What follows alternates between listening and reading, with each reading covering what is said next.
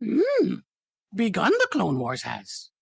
Welcome to the podcast where we discuss how to outmaneuver your opponents. I'm Faith, and I'm here with his Dudeness and Jrod. We are back after the Labor Day weekend to a pile of new spoilers and information for Set 3. Jrod, which spoiler has you most excited so far? Well, no, I'm just kidding.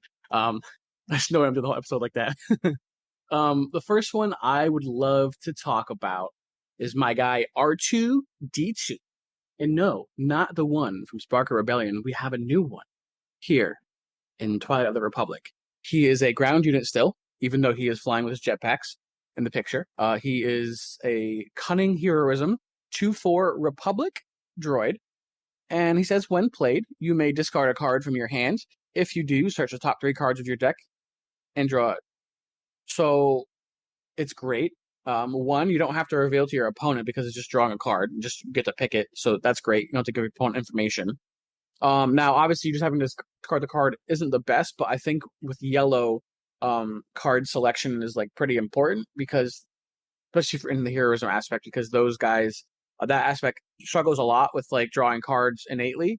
So like they can run out of cards, and this doesn't help you run out of cards. But what it does do is it makes sure you have the card you're looking for in the moment you need it, because they don't really have too many ways to draw a card. Him also being a 2/4 is pretty good. I mean, obviously, him having 3 attack would be a little bit better, being a 3/3. But at a 2/4 here, he does survive, so I think that's fine. But I think I would have rather him being a 3/3, but I think he's still a pretty awesome card and really does help a weak color, in my opinion, get a little bit better.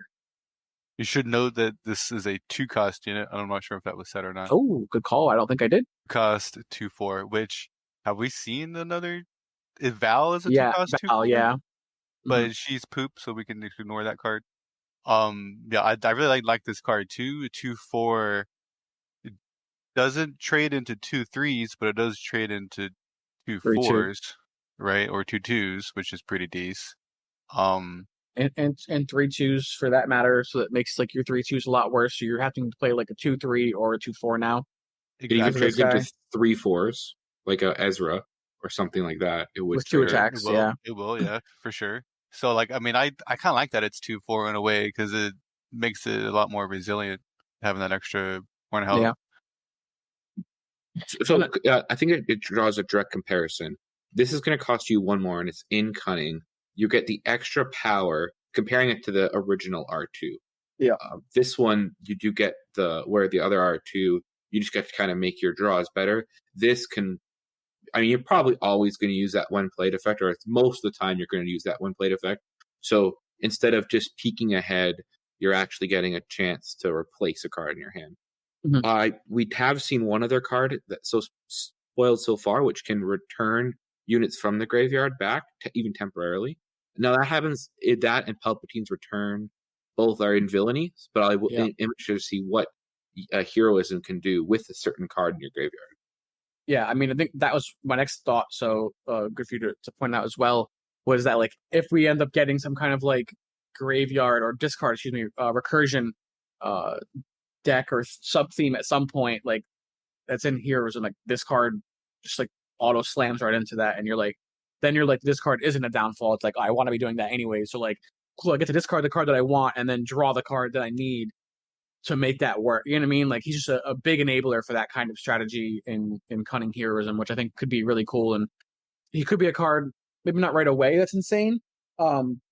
He's probably still decent right now, but like if that becomes a thing, he'll probably be like one of the most important cards for that to be a thing. Actually, sorry, there is a card currently, the Marauder. It's a command heroism 5-cost 4/5 ship with ambush. Choose a card in your discard pile, put it into play as a resource if it shares a name with a unit you control. So that has some potential. I remember Tyler posted something on X, Twitter, that there was the whole Bad Batch theme revolved around like the way that it used to work had a certain mechanic with this card, and so I'm just seeing the connection now with R2 though. Yeah, I mean that's also a good thing because you could actually technically discard your other R2-D2, and if this one still lives, you could then Marauder and kill something and the whole thing. But yeah, I think he opens up a lot of opportunities. And I love his subtitle is called Full of Solutions. Yeah. He's trying to find you the right solution at the right time. Yes. I agree with MJ from because they talked about this card on stream on Wednesday. MJ was like, I was a little disappointed that we didn't have R2 burning the droids. Like that probably would have been my ideal like first art for this because I love that scene. But this is a great second choice here, so I'm not disappointed with this art. This art also is phenomenal, by the way. Yeah, I was about to mention his art, some of the Like, better one from the set, I think. yeah, I think it's David. Hold on, David was the last name. I can't see; it's too small. Opening up, David Nash. Did this art, so good on you, David. Great job. We love it. Super excited to get some hyperspace versions of these. Dudeness, which card are you interested for so far from set 3? Well, I'll just go into probably my favorite card spoiled so far, the Low Altitude Gunship. This is a 6-cost hero aggression ground unit, 6/5 Republic vehicle transport. I'm waiting for when eventually transport and all that stuff matters, but that'll be set for. I'm getting a little ahead of myself there.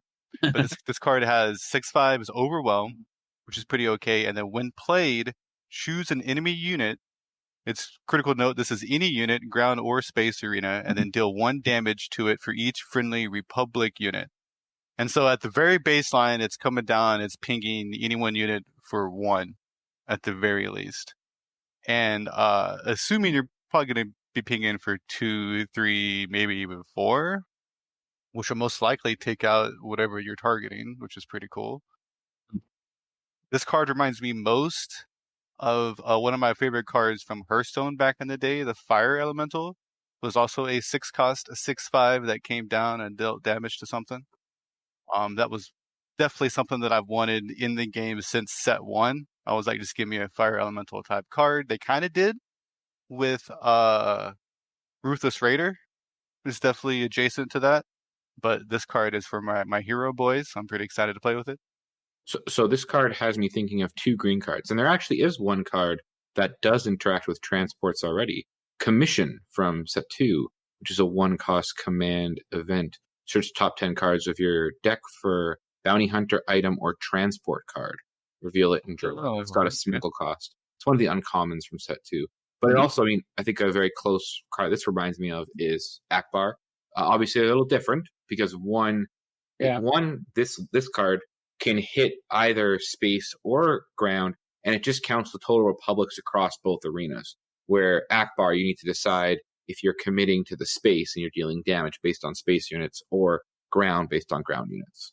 And Akbar doesn't care about this type of unit; just cares that you have a unit. So just unit itself, right? So there are some differences. Yeah, this card seems like a super bomb in limited, draft and sealed. Like, I could see myself picking this pack 1, pick 1. Like if I had Red Leader or something I was trying to play, like it seems pretty good. If I open up 1 or 2 of these at the pre-release, I'm slamming Ahsoka down. It's the easiest decision in my entire life. I'm probably gonna force Ahsoka in my first one, regardless of how I do it. Unless I open up a Rex, then I'll have a choice. But like if I'm just playing a Rex or Ahsoka, like if I don't have Rex, I'm just playing Ahsoka. No matter, I don't care how bad my pool is or what I open. I'll make it work. Two of these gunships here in your pool could be pretty devastating. I'm thinking moving. That's in a limited context. In a constructed context, it does cost 6, so I am thinking immediately about ECL. And the fact that it has Overwhelm is important for that, because if you can get it coming out and attacking something, you can hit this right to the base. And with that, when played, maybe you're even going to make your opponent's unit at 1 right before you do the Overwhelm. Mm-hmm. You get maximum Overwhelm damage. Yeah, kind of like a Wrecker. Just thinking that, yep. Yeah, I could definitely see that, and I think that definitely could be a viable option. I think the card's great, personally. I don't know if it's going to see a ton of Premier play. It could. It's not so far away, but I don't think it's going to crush Premier. But in limited or draft, like absolutely, hands down, like one of the best uncommons in the set. I'd have to guess, even though I haven't seen them all. Like this is definitely one of the ones I'm hoping to open up. Because killing something and playing a card at the same time is always really good. So, yeah. Especially at this game, finishing off your opponent's unit that has already got a valued trade, so they can't get more valued trades is pretty big too. Yep. A small minor thing. I like how it's when played, choose an enemy. Well, I don't know if I like this per se. It's a factor, but when played, choose an enemy unit. So you are a little bit limited in that. Just a point. As a Krennic player, at least, I always think of those things. Can I target my own units or not? Looking now towards the first leader we're going to talk about today that was spoiled. The card I am most interested in, and one of the two showcases that I want to get is Darth Maul. Oh, Maul, sorry, in particular. I'm sorry, is Maul. A Rival in Darkness. Maul is a aggression villainy leader. His on his undeployed side, he has an action which is attack with a unit. It gains overwhelm for this attack, and which we should note that Moff Gideon had a similar ability that gave overwhelm, but his was just on units that cost 3 or less, and so this Maul can give it to any unit, but doesn't get a bonus that Moff did. Yeah, Moff gave +1/+0. Thank you. So this Maul just gives overwhelm. And then when Maul deploys at 6 resources, he comes in as a 6/6. He's a Force Underworld who has overwhelm, and each other friendly unit gains overwhelm. So this card I am really excited for. The first thing I'm thinking of is the green-red Vader deck that I have. I'm going to replace Maul in that. And I'm looking forward to things like a Piet, ECL, Kylo especially, with giving Kylo overwhelm seems really fun. Or with ECL giving him Kylo ambush. Obviously, you can't do both of those, but I think Kylo's a little underrated. I think Vader's a bit too slow and doesn't do much. So I do think that Maul's a great leader, and him also having the Force tag is pretty important because we're seeing a ton, and I mean a ton, of good Force users in this set. So I think your Force throws, your Force lightnings, like any of the ones that give bonus for Force units, this might be the set where they start seeing a lot more play. I mean, we already kind of saw with Han Blue, Force throw get some love a little bit, but that was like you hit it when you want because you use that a lot in that deck. Just discard a card.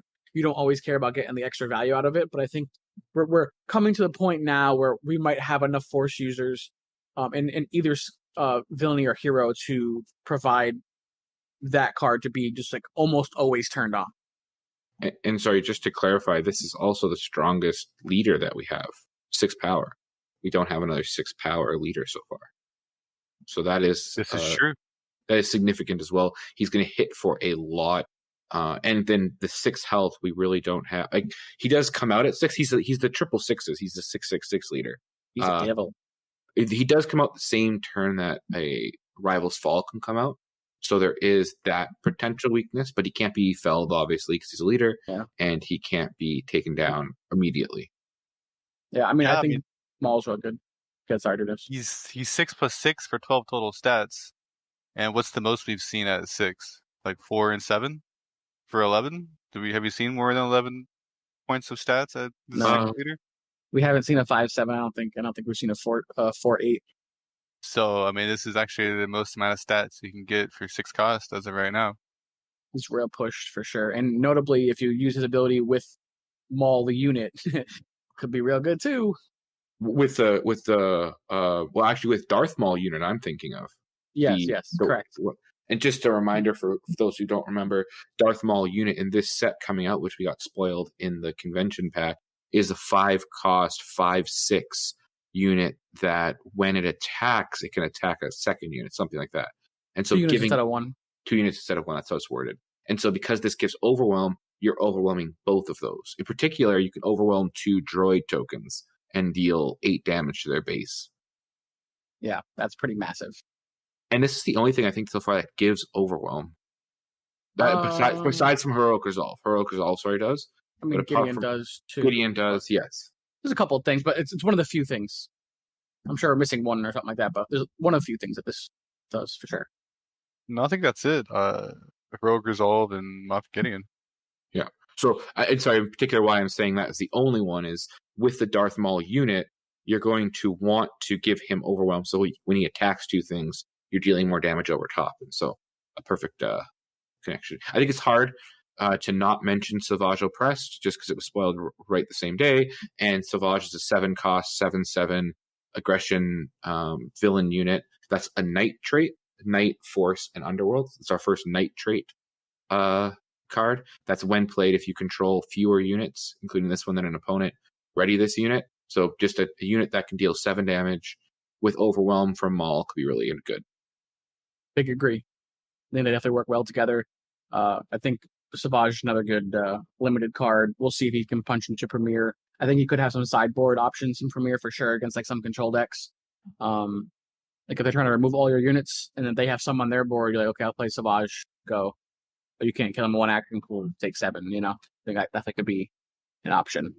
I think that Maul actually might end up, the leader here, might end up being an aggressive deck / mid-rangey kind of deck for villainy. I would assume it was going to be more aggressive because Overwhelm is letting you push more damage to the base while still controlling the board.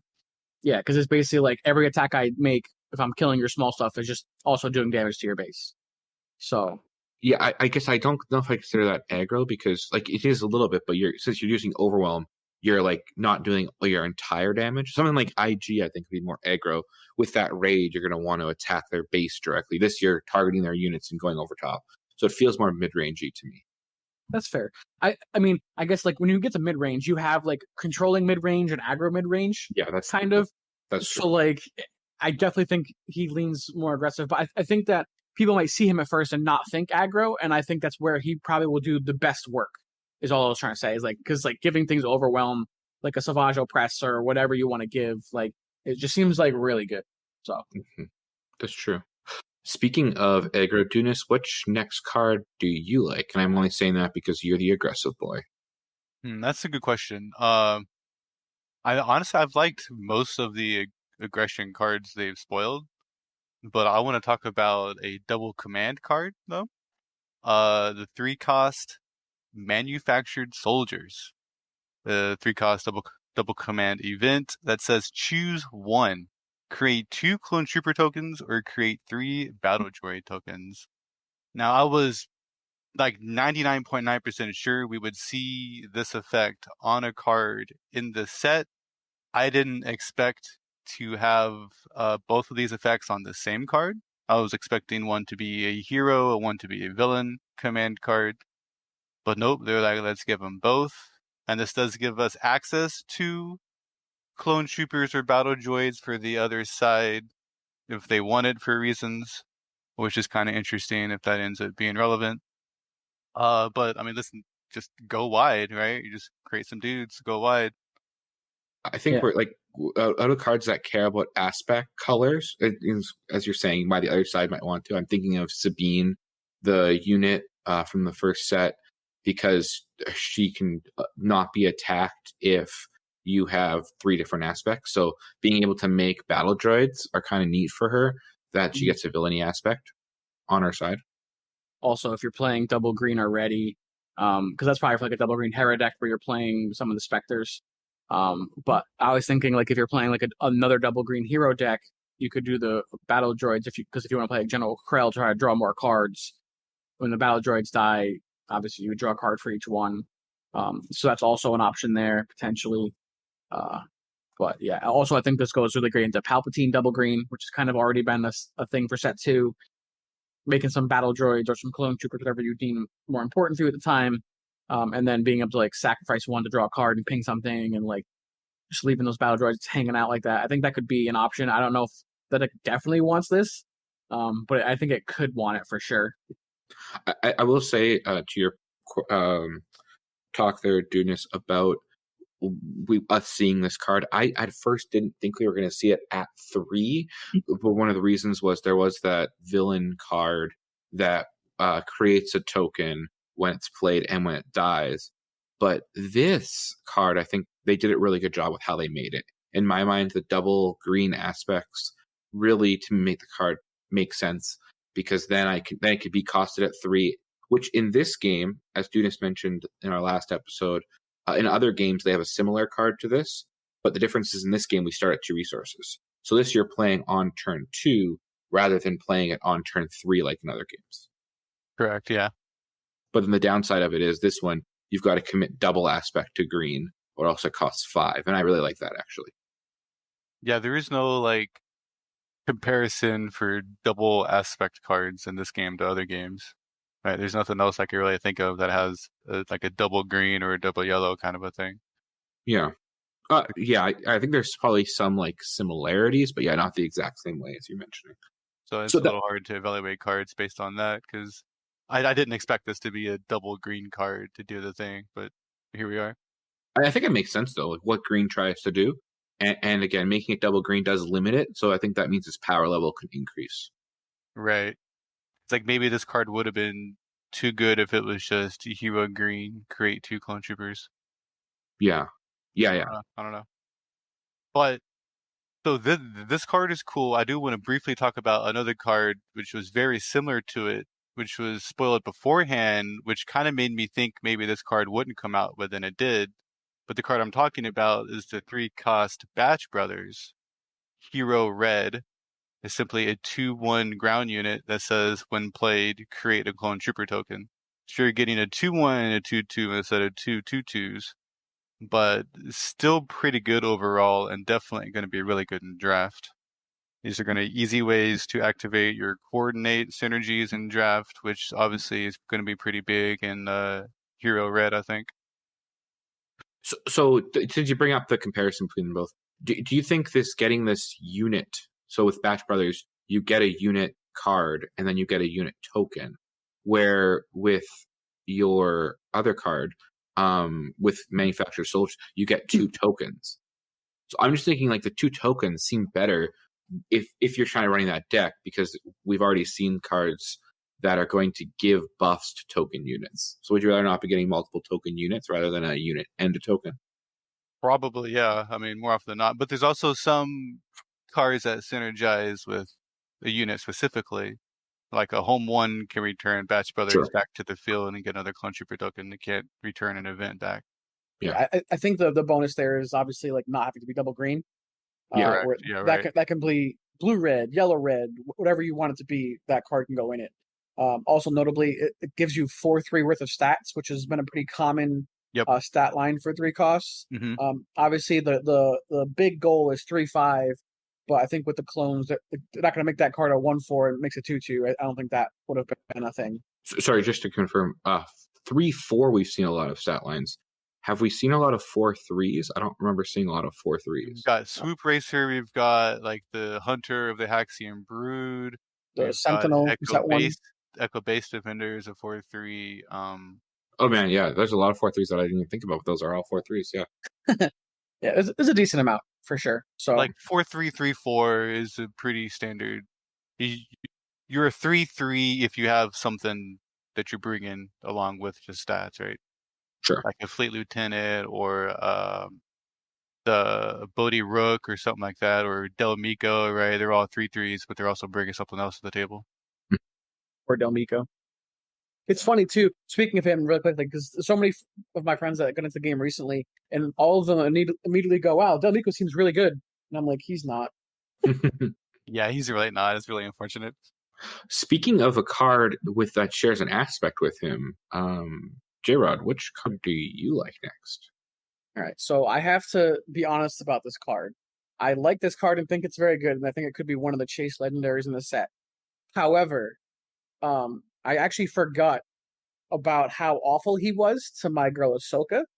So he's terrible and awful, and I hope he's bad. But I don't think he will be. But I hope he's bad. So we're talking about Mr. Ki-Adi-Mundi, or Cam, however you want to say that. He is a ground unit, 5 cost, only vigilance, composed and confident. He shouldn't be. He was wrong. 5/7 Force Jedi Republic, and he has coordinate. When an opponent plays their second card each phase, you may draw 2 cards. So, his ability is great. Obviously, we'll have to see how easily Vigilance can turn on Coordinate. It might be easier on the villainy side because of the battle droid. Seems you get more of them, so I think it might be easier there. And he's not hero or villainy, so he can go either one. But him being a 5/7, I think, is pretty massive. We've seen a lot of 5-cost 6/6s. But it's interesting to see a 5/7. It's almost like a leader stat line, to be honest with you. Like we had Maul we just asked like if there's any like things that match up with Maul, and we're like not really, but Coyote Mooney does. Stat wise, he's got 12 stats on him as well. So he doesn't really do anything really to affect the board, which might be why he doesn't see a ton of play. That's the one drawback to him. But he's got all the good traits, Force Jedi Republic. So trying to do with like Force Throw or any other Force benefit cards, I'm sure we'll see more of in this set. Will be great. He's only cost 5, so obviously he could be ECL'd if you wanted to. And the key thing is, and I'm not sure if people realize this, but and I'm not sure how the ruling works yet either. If he has to be on the battlefield for your opponent's second card. Well, let's say your opponent plays a card their first action, then you play Cam, and then they play another card. I'm pretty sure that would trigger Cam, and you can draw 2 cards if you have Coordinate up. Yeah, I mean, So I actually didn't realize. Sorry, go. I was saying I would assume that that's correct. Yeah. I pulled the Jrod, and I didn't realize it was 2 cards you drew. I just thought it was 1 card. It's 2 card, which is pretty massive. And I think allowing him to not be on the battlefield for the first card, and then when you get like later in the game, it's like you kind of know they're gonna play another card. So it's like the first action is to kill one of your units. You have 3 on the board, and they kill one. You're like, all right, bet I'm gonna play Cam. It's like, do they just choose to not play another card now because you've played Cam? Well, what I'm interested in with cards like this are, especially him not being a heroism aspect, with the kind of coordinate in general, I'm really excited for like when your leader deploys, because your leader is going to count towards that coordinate. So I'm really looking forward to him in Krennic, because I just need one other unit, deploy my Krennic, ECL in Cam here, and now I've got my coordinate on, ready to go after Cam attack. And yeah, hopefully my opponent's going to either not play their second card or I'm going to get to draw 2 cards. So those both seem good to me. Yeah, I think he changed in like mid-range control matchups. I think he does a really good job. And again, as the mid-range player that I am, like he definitely, I think, fills a hole that mid-range might have had against control decks. Where like, do they want to play the big bomb? Like, do they can just play 1 card a turn, but it's not always the best move for them. They usually want to play a couple cards. So with him out, it's like, man, like they played one thing to remove something, and then okay, here he is. Now what do I do? Like, do I just not play another card?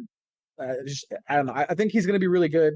I think he's going to be a card if you open up, you're going to be very happy with.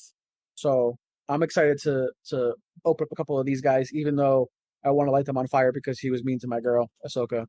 I would also say he's also pretty decent against a Sabine deck, just because the fact that Sabine's going to most likely deploy on 4 resources. So even if it's the next turn, you still can ECL out Cam here and take out Sabine, which is kind of nice. Yeah, only if you're playing ECL, because if I'm playing an aggro deck, sure, yes, and you're sitting across from me, and you spend 5 resources to play this jabroni and do nothing else for their turn, I am the happiest boy in the world. Oh yeah, no, this guy is not like, I'm here to beat aggro. No shot. This guy is like, you resource this guy against aggro, or you board him out. Whatever you're gonna do, you get him out of your deck against aggro because he is not good. You don't want to draw cards against aggro. You're already going to be up on cards because they don't care about cards. They just want to kill you. So like he does everything you don't want into aggro, but into mid range and control, he's everything you want to be in this game, in my opinion. Well, I guess minus with something that affects the board right away, but other than that, against mid range and control, especially against control, you don't need to affect the board right away. Correct. Yeah.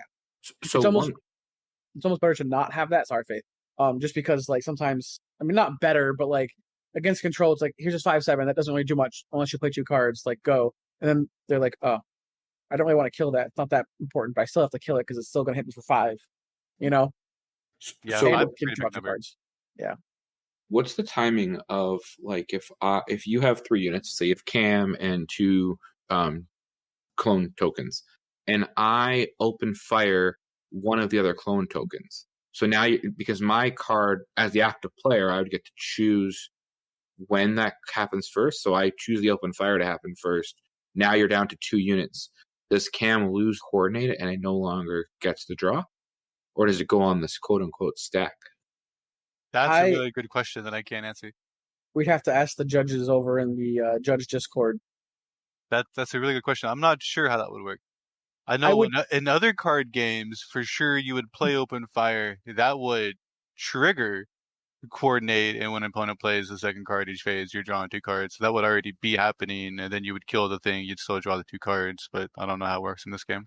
I would venture to guess, not being an expert by any means, but I would venture to guess that when you play your second spell, even if it's killing one of the units, it would trigger this, and it would check immediately if you had coordinate when you played the card, and if so, it would trigger and work. So I would venture to guess yes, but if no, then Cam gets significantly worse, and I don't think he's very good at all. Just to be very clear. Fair. Talking quickly and briefly about another Vigilant legendary card is this event that we've got, the Invasion of Christophus, and I mispronounced that. I'm sure you can leave in the comments how much of an idiot I am for not being able to pronounce it, but that is what it is. What I like about this card is, I mean, to be honest, I don't think it's going to see a lot of constructed play, but what I like about it is its design and the design philosophy, because at first the card just reads as a one-sided board wipe, but that's costing you 15 resources. It has to have this exploit, can make it cheaper, to maybe make it actually playable, and you can exploit 4, which means you can reduce the cost by 8, making it cost 7. However, to do that, you need to defeat 4 of your own units. So really, now what was a one-sided board wipe is now almost becoming a total board wipe in general. So I just think that's an interesting kind of design where the more resources you have, the less impactful it is for you, but you still are losing something in the cost of doing it. And then the art for the picture makes great sense with all these droids there, because you're going to want, if you're exploiting 4, you're hopefully going to be destroying 4 of your droid tokens rather than like 4 actual units. Yeah, honestly, the thing where I think this card seems the best would be Twin Suns, personally, because no one likes to kill units in Twin Suns. So if you're making tokens, everyone's just going to ignore them. So I think that's where this card could be really good, personally. Well, we got a lot of spoilers, so we really couldn't talk about them all, but these were just some of the cards that we wanted to catch everyone up with that we thought were interesting, that were spoiled. Yes. Jrod had some stuff he wanted to talk to about the in Malay and what all that entails. So, Jrod, I'll turn it over to you. Yeah, what did you say? If Melee.gg, yeah. the new software being adopted by Fantasy Flight Games, they're moving away from their own proprietary, because it was straight dog water, bro. But go ahead. Let's be honest. It wasn't very good. Had much room for improvement, but much room for improvement. But I'm happy they chose to go a different route in the improvement aspect and just let someone else run it. None of us here have personally used the system, so we can't have any personal opinions. We asked in our Discord, shameless plug if you're not in the Discord, check the description below for the link and hop in there. Let's talk about some Star Wars Unlimited or play some games. It sounds cool. But we asked around Facebook and Discord, and we got really mixed reviews. Some people loved it and thought it was great, and some people said it was not very good. I think the people who said it was not very good did a lot of larger events with it. So obviously that is a concern as a very competitive player myself when I go to large events. However, also think about it as Melee was probably a small startup company, whatever, did their own small thing. And then now with partnering FFG, I'm sure they're going to earn some money by partnering with them. And hopefully that will allow them to expand their resources and allow them to potentially improve on the systems they currently have in place. Because I know when people at the store and local level thought the system was really, really good, and you can kind of all just do it from the app, which seems like a really cool and interesting setup where you don't have to have someone yelling across the store, Jeff and Faith are on table 1, and Dudeness and Jim Bob are on table 8. Like, you don't have someone just needing to do that the whole time when you're playing. So that's kind of interesting. So I'm excited for it. I think it's, a positive change. Like I said, the other one had room for improvement a lot. So I think this is definitely going to be a much better system moving forward, hopefully. I mean, it can't get worse. So. Well, I mean, listen, it could always be worse. Yeah. But hopefully this is a much better improvement. And then before we go into the last thing I want to talk about, I did want to apologize to everyone for missing an episode last week. I was in Texas for work, And I think Faith also had something that whole week, so we really couldn't record a episode last week. However, while I was in Texas, and you may or may not know that one of our friends here is from Texas as well, Dudeness. So I had an opportunity to meet up with him, and we got to jam some games in person. So that was super cool. I also got to meet and hang out with the Bucketheads. If you don't know them, you absolutely should. They do some amazing Twin Sons content. You should check out their channel. I'll put their link in the description. They were awesome and amazing, and we got to play a bunch of Twin Sons games. And honestly, if you live anywhere near them, I would recommend popping into the store on a Tuesday. They have a cool whole setup. It's like a cantina bar with like a bunch of cool Star Wars cutouts, and they have Twin Sons decks that they have what they call quote unquote their precons, which is just a fancy word for pre-construction decks that you can borrow for the night to play some Twin Sons games if you don't have a deck or if you haven't tried it before. So they just put on a really awesome event, and it's free. They had pizza and all that stuff. It was just a really friendly environment to allow new players into the game.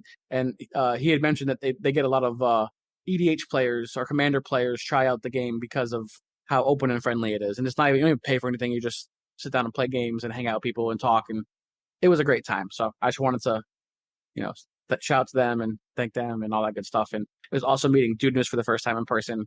So I can actually officially say that I know him now, so. Yeah, it was pretty rad. So the question is, were there pre-con decks 50 or 80 cards? For those that don't know, Twin Sons will be moving from a 50 card minimum to 80 card minimum come set 3. No, set 4. Set 4. Yeah. Oh, after set 3. Well, yes. Everyone makes that mistake. It is on the release of set 4 is when it moves to 80 cards. Now, that being said, there's nothing stopping you or me from being, hey, let's make 80 card decks, but I kind of like the 50 cards right now just because the limited card pool and the fact that Dragon Shields come in 100, so that way I can split up my sleeves a little bit more.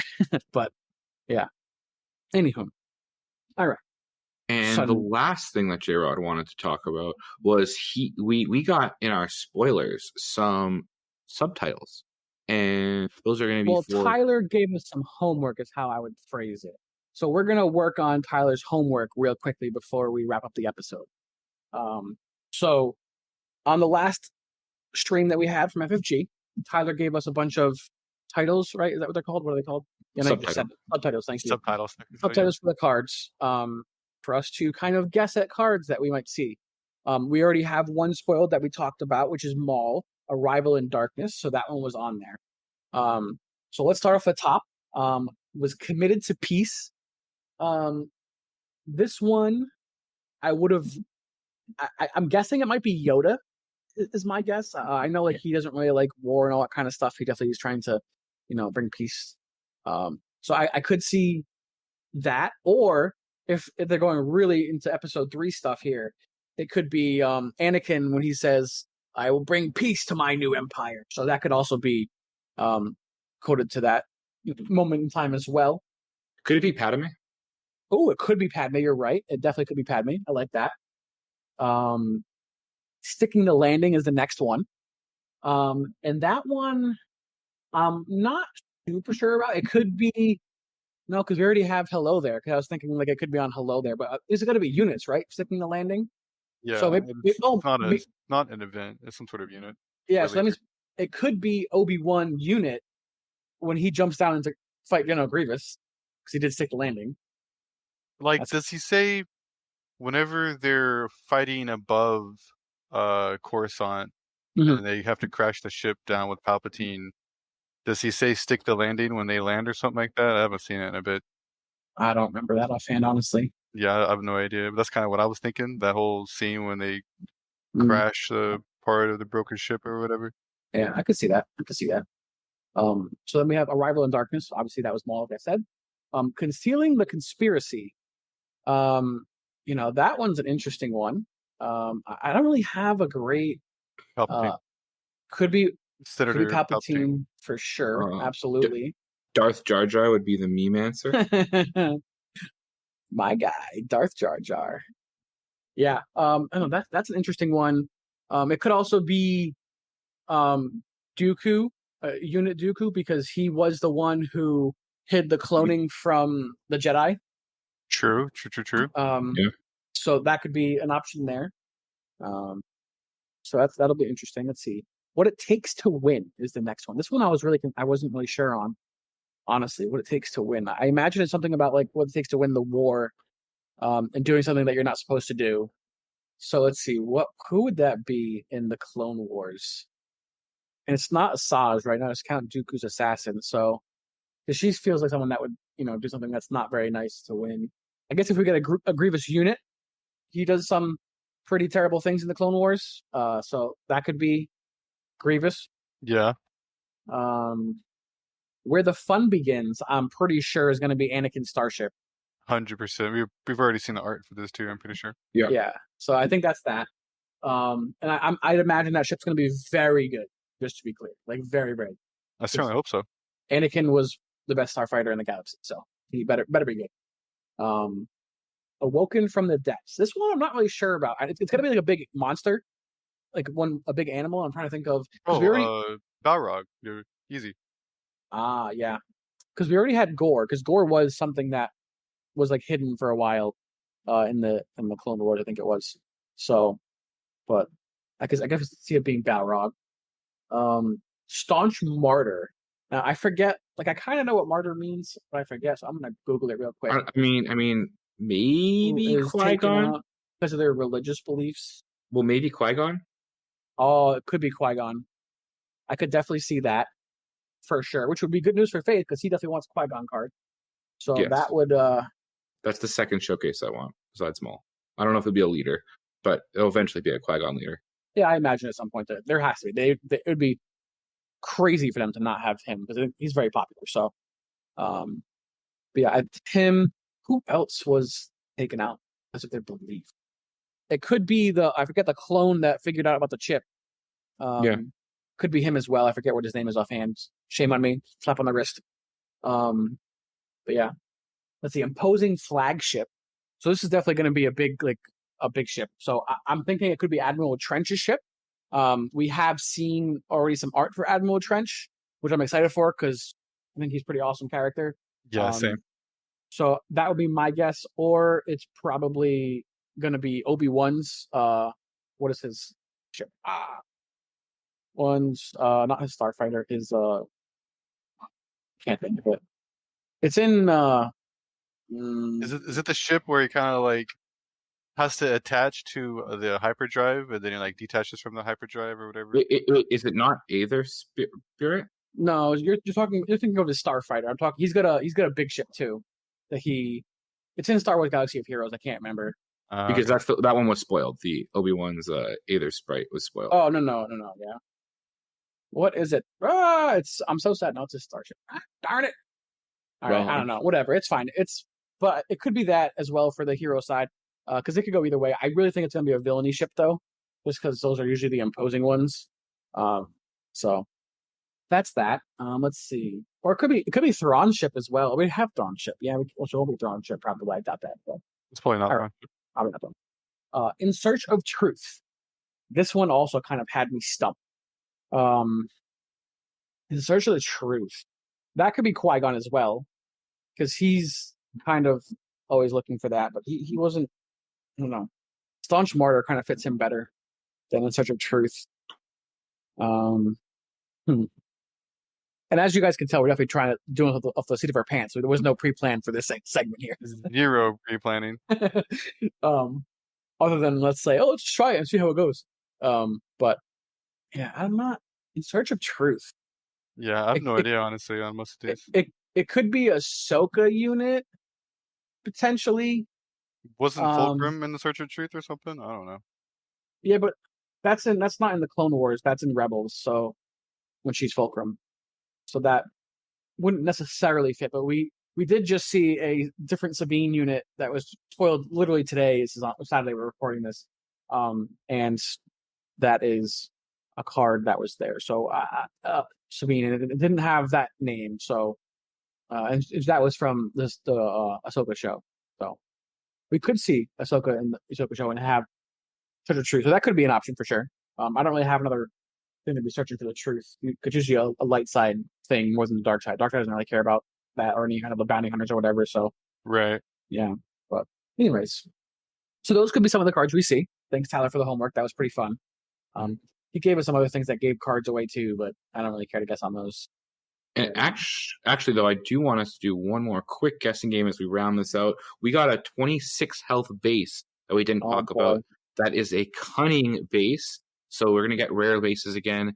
This one gives each friendly unit +1/+0. So some difference. Friendly leader. Each leader. So there's 3 of us. Each of us are going to pick one aspect and give a guess. Let's say it's going to be a 26 health base, and it's going to have a passive ability like this cunning one. Jrod, which aspect do you want? I will take vigilance. I don't know. Okay, Dudeness, which one do you want? He wants aggression. All right. So Jrod, what is your vigilance your vigilant base going to do? 26 health, passive, go. Give me a prediction. It's going to be a passive, huh? Yep. I think it's going to. Did they already confirm they were all passives? Is that why we're doing this? No, but let's just make an assumption. Gotcha. Because I think the blue one could be give a unit sentinel for the phase as an epic action. Okay, is that going to be your guess? That's going to be my guess, yeah. All right. Dudeness, what's an aggression one going to be for you? That's a good question. I honestly sort of don't know. Because if the yellow one is each friendly leader unit gets +1, well, obviously that's not. You can't just have that for all regular units. There has to be some sort of restriction. So, like, maybe each trooper unit gets +1 or something? I don't know. All right. And I will guess a command one. I am going to think a little bit differently. I want to say it's something like a reduction of cost of something, and it's a little bit hard to do that as a passive. So I would say like each disaster costs 1 less. Okay. So those are some predictions. We'll see next week. We're going to see a new base. That's about once a week, they said. So hopefully that'll make some interesting deck choices when you're designing your deck. Well, thanks everyone for listening, and we hope you have a nice day. We'll see you next time on Outmaneuver. Yep. Cheers, y'all. Bye, everybody.